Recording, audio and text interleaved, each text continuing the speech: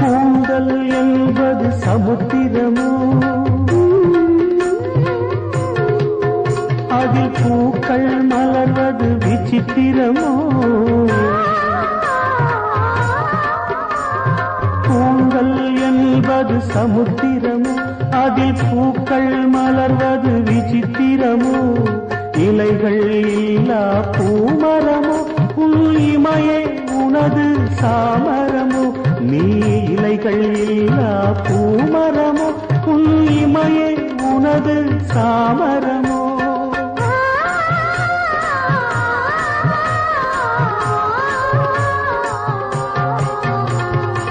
ஈரத்தாமரை பூவே, உன் இதழ் எத்தனை கரங்கள்.